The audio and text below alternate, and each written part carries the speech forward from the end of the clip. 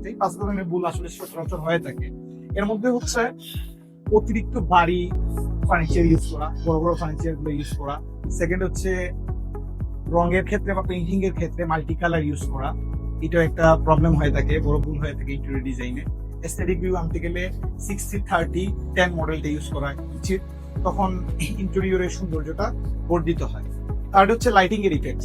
Lighting এ দেখা যায় আমরা সচরাচর যে ভুলগুলো হয়ে থাকে, সিলিং এর মধ্যে বা পপ সিলিং বা ফল সিলিং বা গ্যালারি সিলিং গুলাতে মাল্টি কালার RGB কালার গুলো ইউজ করা হয়। স্পটলাইট গুলো যখন ইউজ করা হয় তখন দেখা যায় ওয়ার্ম কালার বা লাল নীল এই ধরনের, যেগুলা লাইটের ইফেক্টস গুলা চোখের মধ্যে জলকানি সৃষ্টি করে বা অনেক ধরনের চোখের মধ্যে প্রবলেম করে থাকে।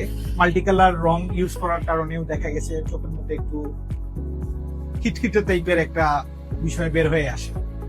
চতুর্থ ভুল যেটা হয় থাকে স্টোরেজের পরিকল্পিত সলিউশন না থাকার কারণে, প্রপার প্ল্যানিং না থাকার কারণে, স্টোরেজটা বা ক্যাবিনেট গুলাতে প্রপার স্টোরেজ না থাকার কারণে দেখা গেছে পুরো ডিজাইনটা ফিকে হয়ে যায়।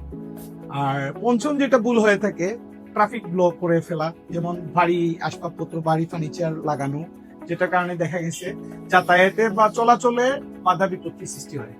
এই 5টা জিনিসের উপরে গুরুত্ব দিয়ে আমরা ইন্টেরিয়র ডিজাইন করে থাকি। ইন্টেরিয়র ডিজাইন সম্পর্কে টিপস পেতে চাইলে আমাদের ইনোভেশন 360 পেজে ফলো দিয়ে রাখেন।